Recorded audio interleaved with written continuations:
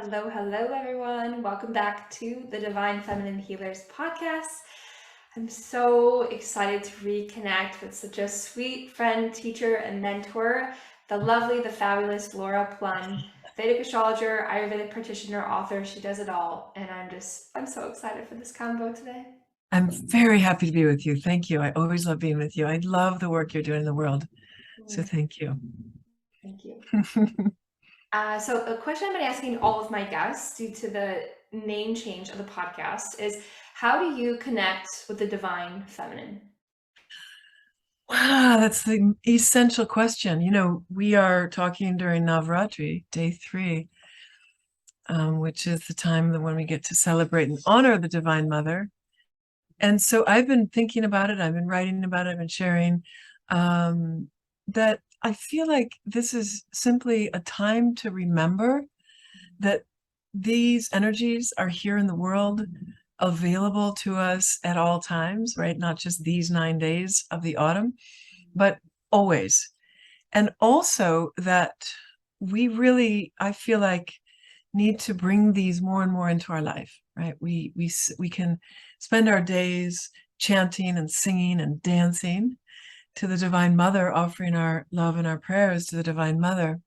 But what are we doing every single day to really cultivate that honor and that respect for the divine feminine in every living being, everywhere, all the time, right? This is to me, the essential question of our time, because divine feminine, divine mother is the source of creation. She is the creative power.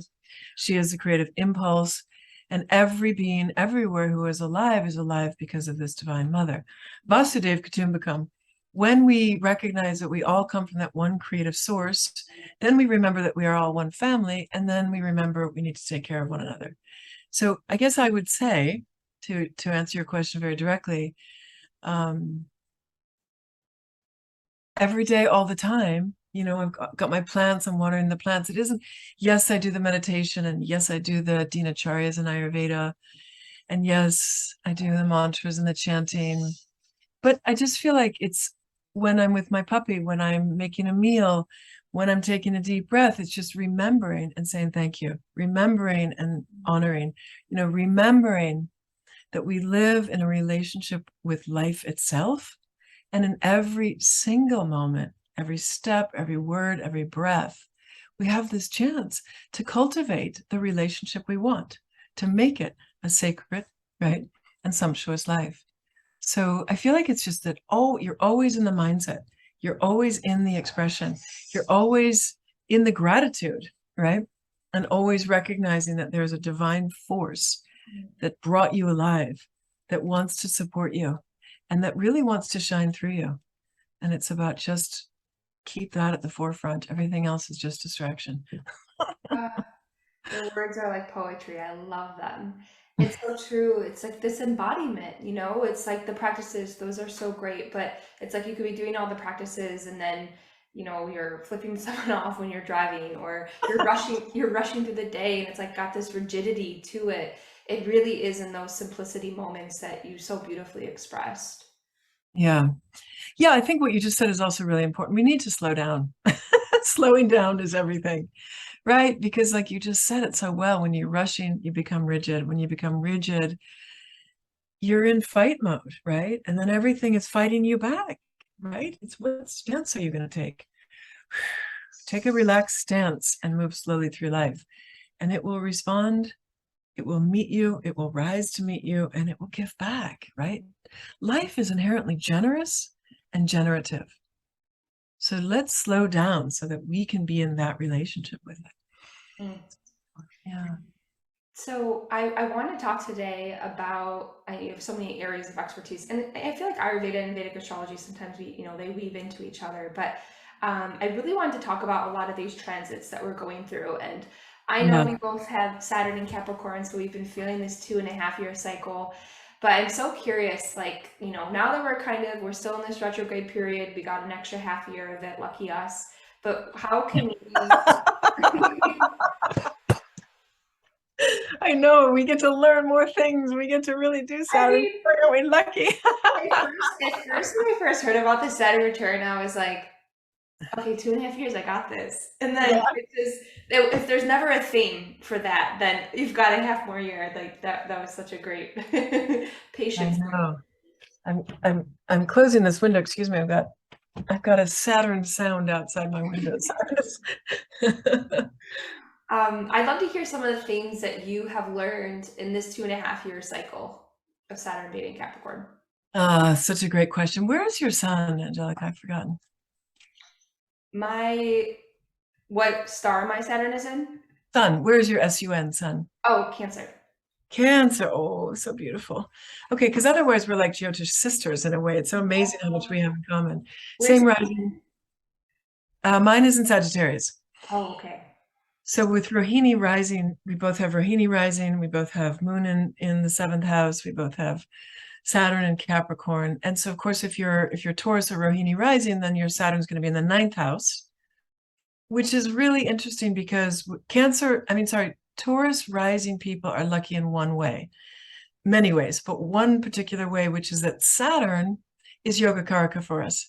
Mm. So Saturn is an indicator. Karaka means indicator. I'm just saying this for your students and listeners. And it's an indicator of a yoga. And that yoga is the ninth and the 10th houses that get united by Saturn. Saturn rules our ninth, Saturn rules our 10th. And that means Saturn rules Dharma for us in many ways. So what I find with a Taurus person, because you're a Taurus is naturally somebody who's willing to do the hard work, naturally willing to slow down and go a little deeper. I think we don't really mind Saturn too much. I think inherently we don't really have a problem with the things Saturn represents. We're willing to dig deep, we're willing to do what needs to be done. And that can give a really good ninth house and a really good 10th house. Although Saturn is also in the ninth house. So it's tricky because on the one hand, it gives a strong ninth house. And on the other hand, it gives a really strong ninth house, but on the other hand, it's also a bit of a block. It also can cause loss in that area. Mm. Um, he can also be, like a Gulika planet, he can also be a little bit of a troublemaker. So, but I think for the most part, Saturn for Taurus rising people is the planet that is going to help you grow and succeed in your life, right? So if you can embrace Saturn and Saturn's lessons, then you'll be a great person. And you will also be a person who's able to, I would say, live your soul's purpose. But it's going to come later in life. It's going to come through hard work. It's going to come through delays. There's no overnight success with this. But I don't even think Taurus is a person who's looking for overnight success. We're just like, okay, Taurus rising, the symbol for Taurus rising in many ways. We talk about the bull, I think of it, the cow. I think of the water buffalo in India, who's just like one foot in front of the other, Mm. right? And we're going to get there. One foot in front of the other. While we're walking, we're going to give rides to the birds on our hips, like it's going to be okay. And we're going to enjoy the walk. We're going to enjoy nature as we're walking through it. That's what Saturn's been. This Saturn return, as you said, Saturn's transit is usually 2.5 years. Thanks to lots of retrograde activity, he's stayed in Capricorn 3 years. We say he likes being in Capricorn. Well, he likes it so much, he decided to stick around. So very lucky for everybody who's Saturn moon and Saturn in Capricorn, or moon is in Capricorn or Saturn's in Capricorn, because we're the two types of people who are getting this really long Saturn transit directly upon us. What I noticed in the beginning was a lot of hard work, like almost to the extent of being overwhelmed. Like I really had to pace myself. I really had to just breathe deep and just take those steps. What I'm noticing now, because this is the third retrograde, right? Saturn will usually go retrograde twice. This time he's gone retrograde 3 times in Capricorn. And what I really have noticed in terms of a lesson, it's so interesting when you're telling other people, watch for the lessons, Mm. right? For me, the lesson has been, this is going to sound so obvious, but in ways it's not been obvious. I have to be so careful not to overcommit. Mm. But why that isn't so obvious is I've got so much going on in my life right now because I'm a full-time caregiver, basically. I've got a very sick partner who's been going through lots and lots of different kinds of treatments and different things. So I've got to be there to change dressings and wounds and bandage. For 3 weeks. It was food through a tube. And so syringing 75 times a day to get in water and food and medicines. And, in that time of then reducing my schedule, I've had people reach out and say, oh my God, my life is blowing up. I really, really need a session with you. Or, oh my gosh, my child, like they're in dire straits. And of course I want to say yes to that. Right. Right. So I'll be like, okay, I can do it. But if I do it outside my set times, I'm very Ayurvedic, so I do everything at the same time, right? We eat at the same time, we go to bed at the same time, and I even schedule my appointments at the same time. So let's say my appointments are at 10:30. Well, if I say to somebody, well, okay, I'll squeeze you in, I'll meet you at 9:30. Well, I forget because I'm not scheduled for 9:30 in my brain. Right. Or I say, oh gosh, the only time I have available is a Saturday. Well, I don't look at my calendar on Saturdays because I'm not used to seeing people on Saturdays. So now I'm disappointing the people who are most needing they reached out because they really were needing time and things. And it feels like I'm being disrespectful to them, which I never want to be, right? And it's been really like, I just like go throw myself on the bed. I feel terrible. This is the thing that I would want to do never in my life, right? I would never want to disappoint with somebody. I would never want to not show up for them. I would never want to say yes and then not be there. And yet it happened 3 times over the summer. Like it happened in June, it happened in July, and it happened in August. And I kept saying to myself, Arj, and it was all in different ways. Like one of them was, okay, I know I can't make that time. I'm going to have to let her know. Let me just do this one thing first. It's essential. I'll get back to that. And I didn't get back to it because I've just had so much going on. When I say so much going on, I also was sick for 2 weeks with the flu in June. I had COVID in July. I had other things going on. So it's just like things going on that I don't have control over, right? It's not like I should have reduced my schedule because I did reduce my schedule. Right. But it's the things that you don't have control over that are not overwhelming, that everything's in balance. But I just said yes to that one more thing because I really felt that they needed it and I wanted to be there for them. And I just have to learn. You can't, Laura, you're at your maximum and you just have to say no. And but I don't like to do that. For sure. Right. So, and I thought the first time it happened, I thought this is Saturn the first time it happened was right after Saturn went retrograde. Next time it happened it was right after Saturn went retrograde and got back into Capricorn. So first time was July, second time was August, third time was September. So it's all been within the window of Saturn being retrograde in Capricorn. Yeah. So, it's like, okay, Laura, when are you going to learn this lesson? And because it each came in a very different way, it didn't look like the lesson coming back Wow. each time. Right. I know it wears so many masks and you're like, oh, but when you step back and you're able to reflect and you see those patterns and connections, it becomes a beautiful synchronicity of like, wow, this is showing me something. Yeah, it's showing so much. And I always will say Saturn are the hard lessons to learn. This is a very hard lesson for me to learn because I don't want to say no to someone who's in need Right. or somebody who's been a really good friend or a good client or that sort of thing. It's not just learning to say no. I can say no. I can say no to, I don't want to go to that party. I don't want to go to those things. Or I can say, no, I'm not available this week, but I will be available in 2 weeks. I can do that. It's when it's really a dire need. When somebody's really suffering, I feel my life is about being there for that, being present to that, and being available to that. And I feel that Saturn has taught me that lesson over and over. Like, Laura, your lesson is you're alive in this life to be present to those in need. And because Saturn keeps teaching me that, like I'm here to love because I've chosen to love, doesn't matter what anyone else is doing, right? Like Saturn keeps teaching me these lessons. I'm here to show up. I'm here to be present for it. I'm here to love. I'm here to express and stand on my heart, right? No matter what. Jesus said, they can slap you across the face, you fall down, but get back up again. And that's like Saturn keeps teaching me that lesson. People can hurt you, but you're still going to love, right? You're still going to stand in that heart no matter what. And so now he's teaching this lesson of, okay, you can do that, but you can't always be available to each and everything. Yeah. So it's always the hard lessons. It's often the lessons of where you think you're giving or your best self in a way too. Do you see what I mean by that? It's not like he's just teaching you don't eat cheese, Right. right? Or don't say swear words. He's teaching you hard things. Yeah. And that's such an important reminder of like it's going to be uniquely hard to you. And obviously I can relate with the Taurus and the Dharma house and how for me it was really kind of boundaries, yeah, with myself and knowing what my own needs and wants were, and where I was not listening to my body. I actually had COVID, I think it was August, July. I don't know. I got sick like twice over the summer. Yeah. Saturn was, teaching me lots of lessons to come back to body, needing to have those pauses and align with the rhythms and cycles, which I know Saturn very much rules. So that's been really, I agree, like keeping boundaries with my needs and not being able to compare them maybe to someone else's needs and what they, to help them thrive. Like mine is so different because I'm a healer and I'm expended in these different ways. And it's so sneaky because in certain ways, you can look at it from one perspective that you are helping and that it is a good thing.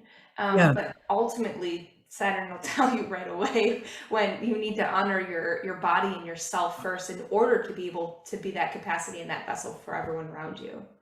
I love that you said that because, we both got sick in July after Saturn retrograded back into Capricorn, but we also both have Rahu now in our 12th house. Mm. I mean, I've been thinking about that because I was even at the hospital with my husband for 2 weeks, right? And then home care, hospice in the bedroom. 12th house means hospital, right? Hospice, bedrooms, bed, places of confinement, places of healing. And then Ketu for us is in the 6th house, which is also chronic illness and, getting sick, but getting over it, right? So when we talk about where are Rahu and Ketu right now, for you and me specifically, they're in the 12th and the 6th houses, respectively. So that, in addition to the third year of the Saturn return and going retrograde over our 9th house. Yeah. Oof. Wow. Yeah, I definitely relate to that as well. My grandfather is on hospice right now and in the midst of taking care of that, and it's so wild. Like this Yeah, there you go. is really And 9th house too would be father, right? Is it your mother, your father's father? Yeah, father. there you go. So 9th house. And I lost my father in my first Saturn return, and we were really close. So yeah, so Saturn return is tricky. Blessings to your grandfather and to your family. Thank you to yours as well. Yeah. Um, okay, so I'm interested now. I feel like with Saturn and Jupiter, I feel like I'm always constantly looking at their transits because they're like the biggest planets and I can really feel their impacts. What I'm curious like to go into Jupiter and Pisces, and this stays until April, I believe, correct? Right. In April. How, yeah, how may this have been playing out, Jupiter and Pisces, but already kind of getting like a half year with it, more than a half year. Yeah, it's interesting with Saturn, I mean with Jupiter, because in the spring we had the nodes moved, Jupiter moved. Saturn actually took a little vacation, went into Aquarius for a little bit of time, just May and the first part of June, or May and June, first part of July. So we had a lot of movement in the spring in the Northern Hemisphere, but in the months of March, April, May. And Jupiter's move, though, which we were all excited about and anticipating, because Jupiter had spent a lot of time in Capricorn. Capricorn really got it over the past couple of years. So Jupiter's in his fallen Capricorn and was really, you could almost say, his positive, beneficial energy of hope and faith and growth and spirituality was really less available to us, certainly in 2020 and much of 2021. So we were looking forward to him moving into Pisces, his own sign, where he's in dignity. Pisces also being a feminine sign, a sign of healing, a sign of hope, a sign of intuition, imagination. This felt like it was going to be really great. Unfortunately, for the first part of it, he was hemmed in by Rahu, Hmm. Rahu in Aries. And so that's the next sign over. Mars then came and joined Rahu in Aries for the whole of the summer. And then Saturn on the other side when he was temporarily in Aquarius. So Jupiter finally landed in this great place, but then it was almost like the bad guys, the gangsters came along and just like knocked out his knees and then held him in a vice. So he's still Jupiter in a great sign, but he doesn't really have a lot of power to express it. That finally shifted. Saturn went back to Capricorn in July, Mars left in August, mid-August. So we still have Rahu next to it, but it's not on both sides. So I really feel like this Jupiter move into Pisces didn't quite really get its momentum until late summer, until sort of early to mid-August. I feel like things are going better, but of course people around the world will always find cause to complain. There's always going to be a grievance culture and people who are pointing out all this not going well. I would say, on the other hand, we are seeing people, a country like Iran. which has its sun in Pisces, which has an exalted Jupiter in Cancer, which is ruled by the spiritual religious people, it's also getting its voice, right? And so people are, in many ways, it's not like Jupiter is just always easy. Jupiter is truth, Jupiter is Dharma. And so I think we are seeing, he's also a globalist. I think we are seeing around the world, people are saying, we want healing, we want wholeness, we want unity, and we want our rights, we want justice, we want fairness, we want healing for the world, right? For society, for all beings, not just for our individual self, but for us as a whole. We're seeing that. We're seeing that. It's a feminine sign, so we're seeing the rise of the divine feminine. I do believe, we've been talking about the awakening of the divine feminine now for years. The divine feminine is always awake, right? Divine feminine is consciousness itself. It doesn't go to sleep, but it's our bringing it up through our human existence and into our human sphere. It's happening. It's now. Yeah. We're alive to it right now, and it's tumultuous, but at least it's here, and it'll play out, and things get bumpy. We have to take a long view. But Jupiter in Pisces, I think until April, it's gonna continue to be just so interesting. Jupiter can represent the elite. Mm. Pisces can represent the groups. Um, yeah, we're gonna see more and more of a march towards justice. I do believe that. Yeah, I love that perspective. And I really like that clarity on the divine feminine because I think that these concepts that we overuse that can get like really narrow and then we kind of lose the meaning behind it. And that's so beautiful to make that distinction. It's really us remembering the divine feminine within us and getting back to that. And of course, we're in the healing space in the community. So like, I know I can see this more prevalent than anything else, but I do see this, the wars and the upheaval that's happening. It's like needing to come up to the surface and bubbling up for this change to happen. It's the one that's like pushing it, and that Jupiter support of being able to expand and see how this is an opportunity for us to really expand in that way is beautiful, and what I'm optimistically hopeful for as well. Yeah. Yeah, I feel like what's just so present to me right now is I feel tired of the fact that women throughout centuries have been understood as objects. Now, I know I'm saying again something very obvious, but it's really so clear to me now that it's almost biological in people to just see women as objects, objects of delight, objects of service. And I'm sorry I don't want to be negative here. I want to be positive. But the positive look at that is we need to make it clear that we're human beings, that we're sentient beings too. Yes, we love to love, and yes, we love to give, and yes, we love to serve, and yes, we love to delight. And we get to do all those things. But we're human beings, so nobody gets to take that from us. We get to choose. And we get to choose those freedoms. We get to choose and have our voice be heard. And it just feels like more and more we're finding this opposition to that. And that opposition has gotten louder and gotten stronger. How did that happen? We have to keep reminding people in loving and gentle and soothing ways, that we are like Durga. She rides a tiger. She rides a tiger on purpose. She's made of fire, right? And the flames that you see in the stripes of the tiger.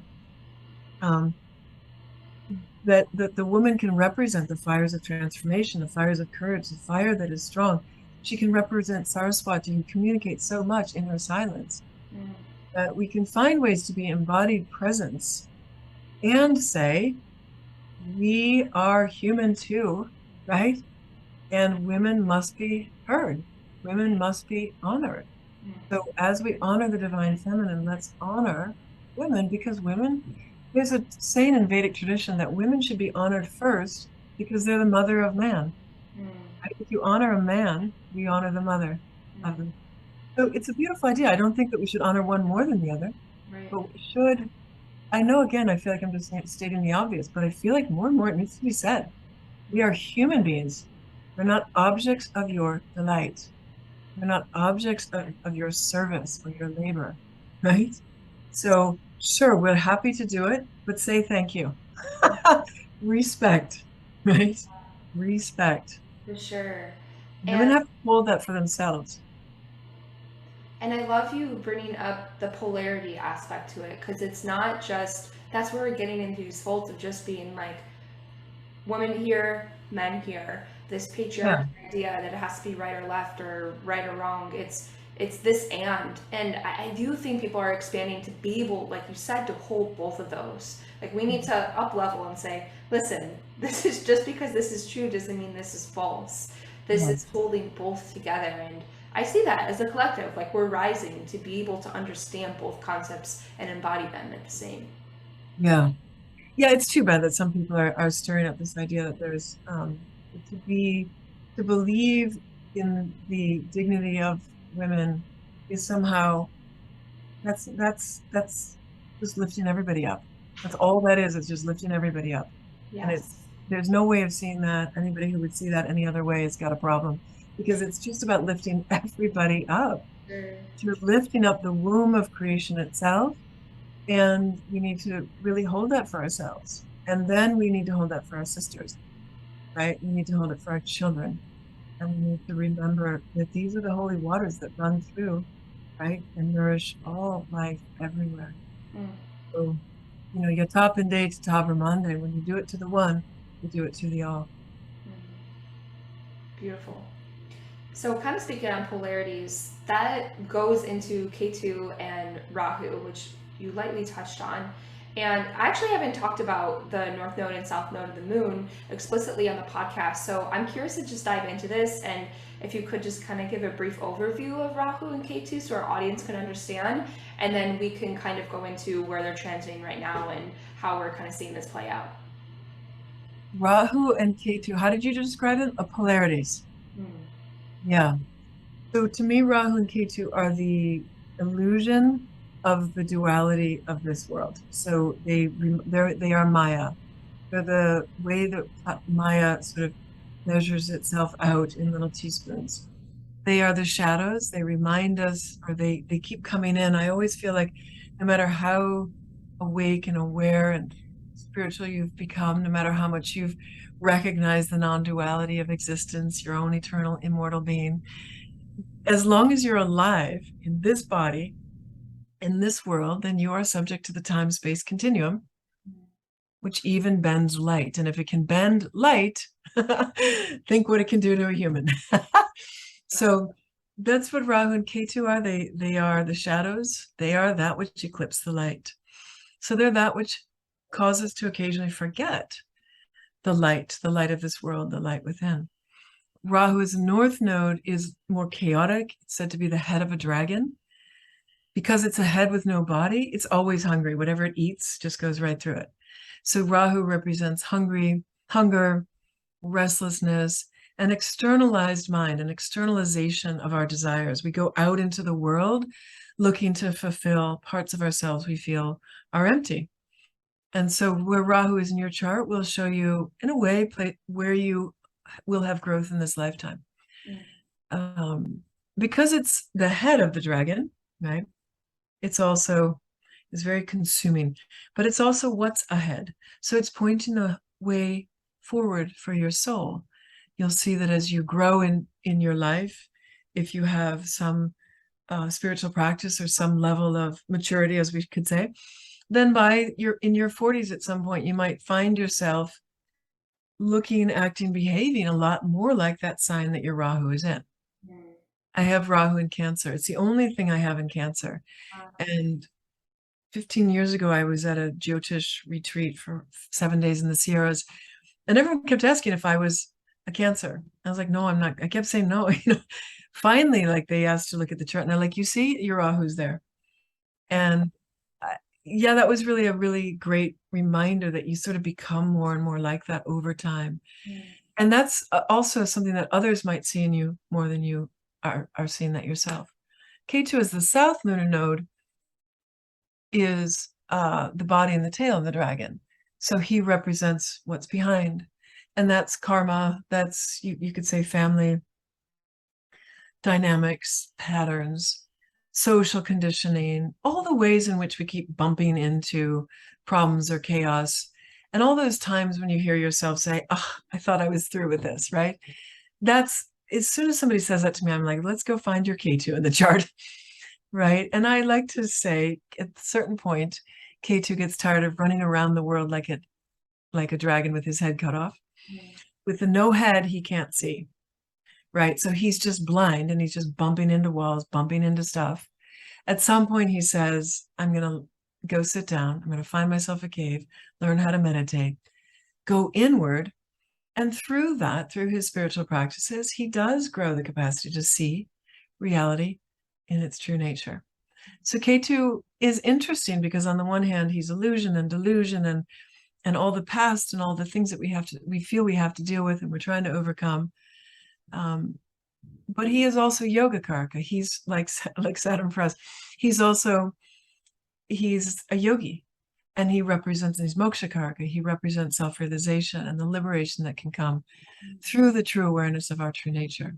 So Ketu is quite a special little guy, right? He can cause a lot of trouble, but ultimately he can represent our realization.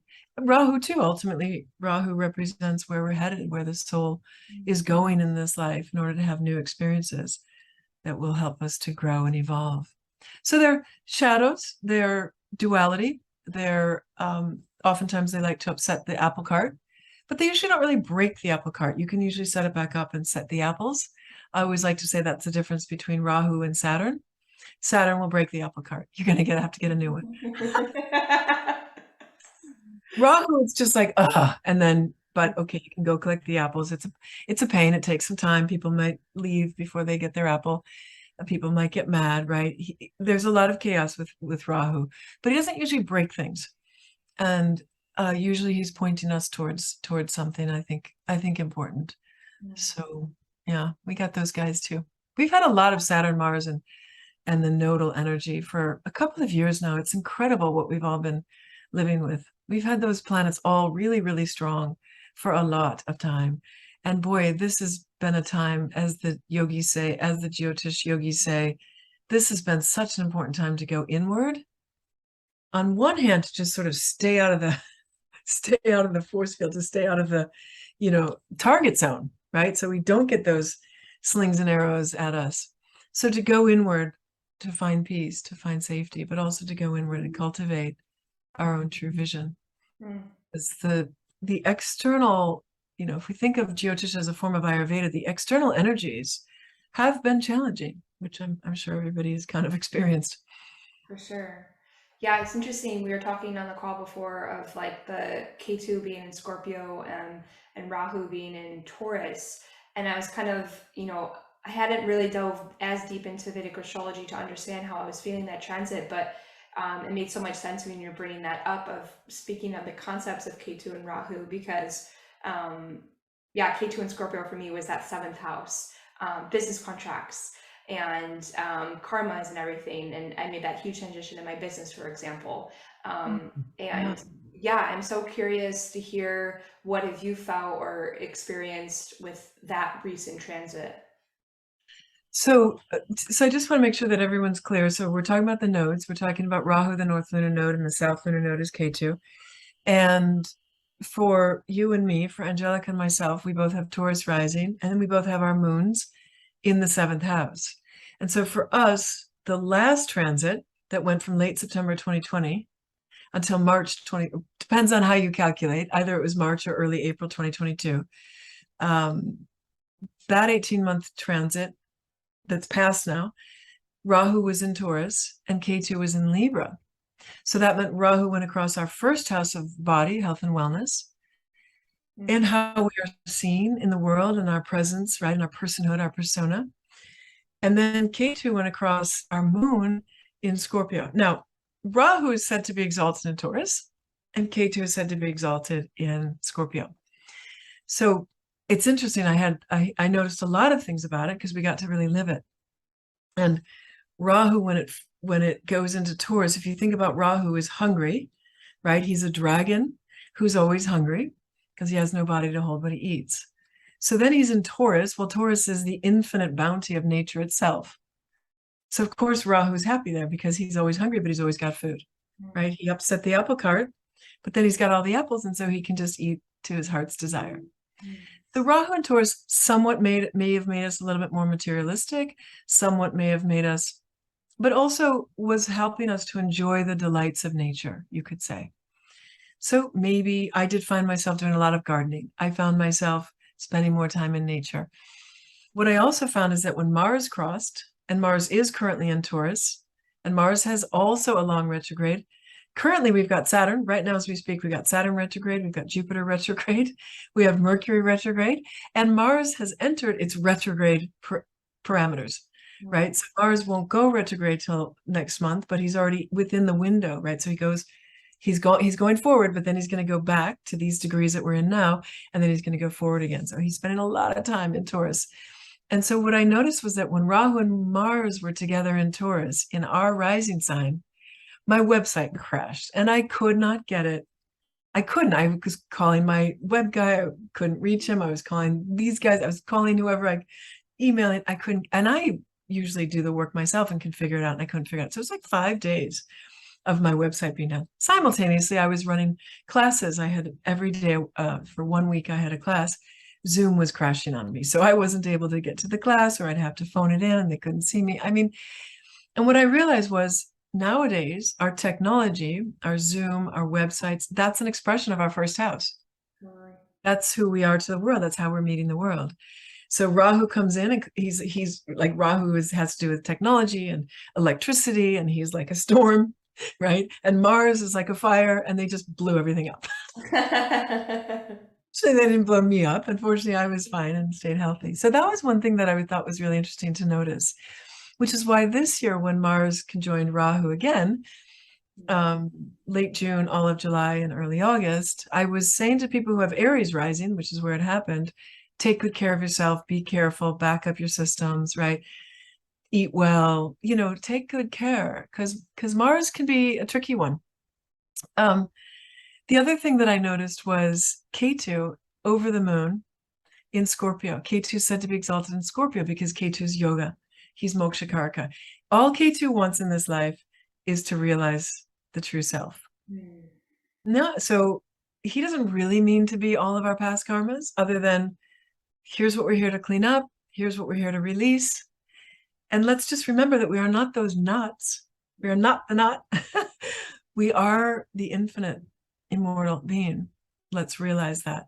And I noticed that I couldn't get enough of like really advanced esoteric Jyotish. I started studying with a man named Dr. Charak, who runs a hospital in Delhi. He's a surgeon and he's a brilliant medical astrologer. And boy, does he go into deep esoteric stuff. And that's what kind of Scorpio can be, the esoteric. Scorpio can be the arts and sciences that are more intuitive, right?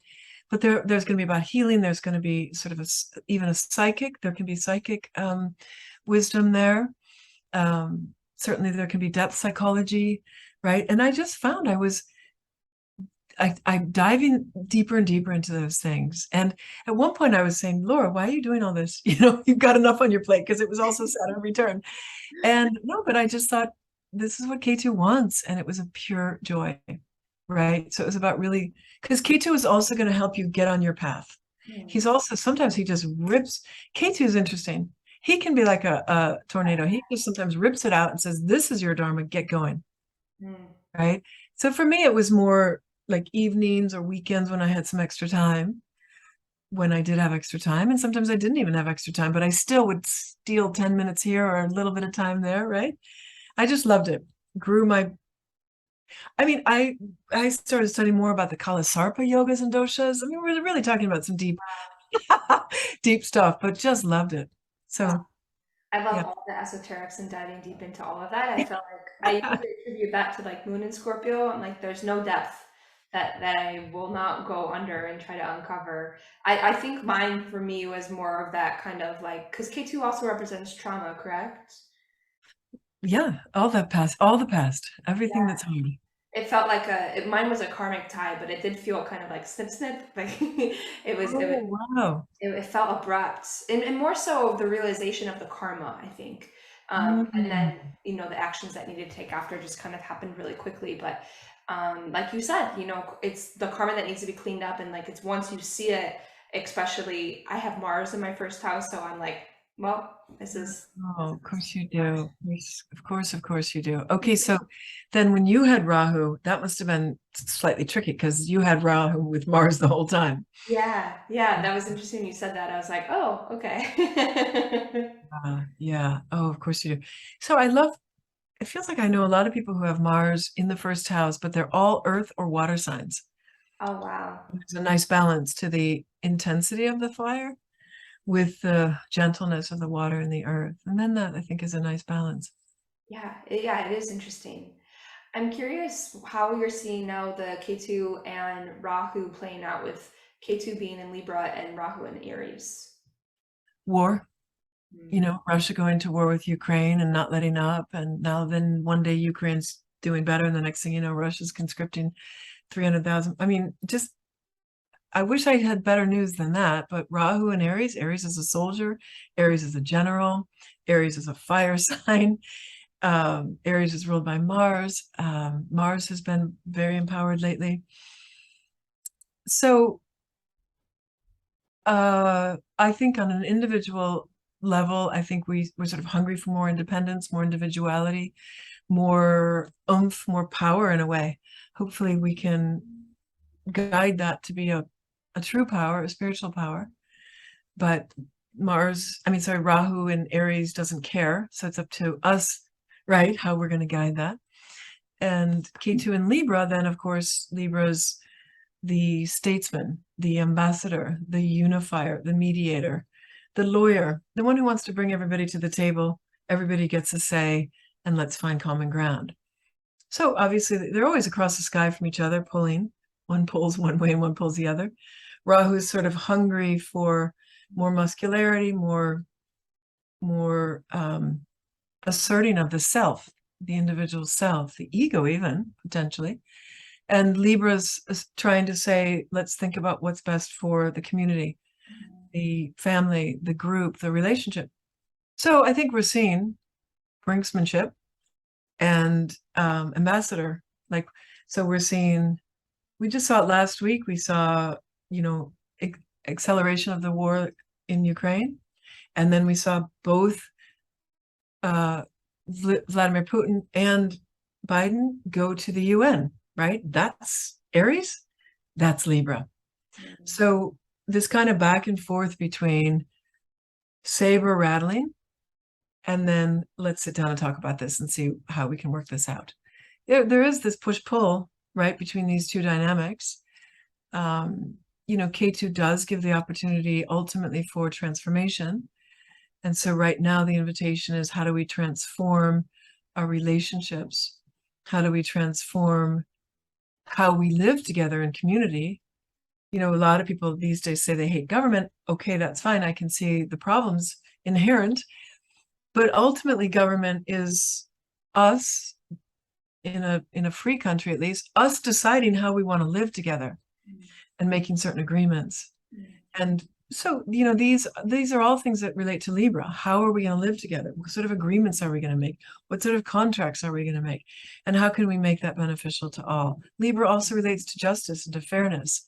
And while Jupiter, planet of justice, is in Pisces very strong, we could hope that Pisces Jupiter will also do some healing around these issues of global wellness, really, and the collective, and what we imagine can be, and then how we will sit down, talk about it, make a deal, and make it happen. Oh, but both are there. Aries is powerful. Yeah. What It's are you experiencing? it's interesting to see this relationship with power. And I feel on the individual level, it's just shifting that relationship with power and understanding what our old relationship with power was. And then, family and friends, but then, we can see this playing out obviously on the grander scale of all these relationships that people are in power and how they've exercised it over others for so many years. And that's crumbling. And we saw the antithesis of this happening within the past couple of years, but I really see that this is the work. This is us putting in the work to really change these contracts that we have Yeah. individually and collectively, so that we can regain our power again and let our voices be heard. Let this divine feminine essence really be expressed and used in that way. Very well said. I love that. So we're re-examining power. Tricky because the word power seems so strong and evident, and yet how it plays out in our own individual lives and how what kind of agreements we've already made with it because we were taught to, right? Or because it was just part of our social conditioning. Yeah. But I love that it's a time to look at those contracts. That's very beautiful. Yeah, And, exactly. and of course, Libra would welcome participation from the divine feminine. Exactly. I yeah, I yeah, I agree with all this. And oh, there's so much goodness in all this. I kind of just want to leave it looking at the end of 2022. I think this episode will come out kind of November-ish. So end of 2022 and then kind of looking into 2023. Any patterns or transits that you're noticing? We can always feel those a little bit before they actually happen. So maybe you're intuiting already that are on the horizon. Well, uh, I think there's a couple big things that are happening. In late January, Saturn does finally leave Capricorn and go to Aquarius. So Saturn's, again, he likes Capricorn, so he's stuck around, but it'll be good to see him go into Aquarius, where he's also strong, if not stronger. And I think Saturn in Aquarius is going to give us more of what we love about Aquarius. Sort of, I always like to say it's like the French motto of égalité, liberté, fraternité. So it's equality, freedom, brotherhood of humankind. Mm.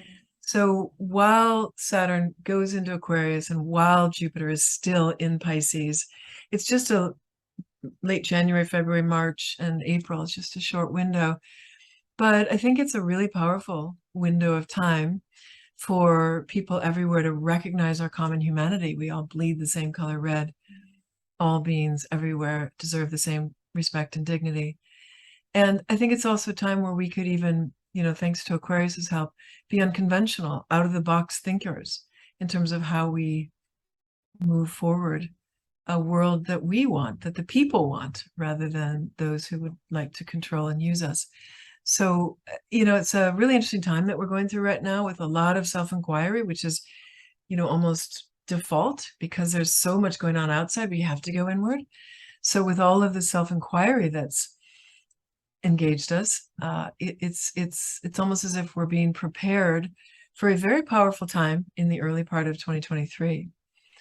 Saturn will stay in Aquarius for longer than just those 4 months. He stays for 2 years. He's shorter in Aquarius. I think he's just there till March of 2025.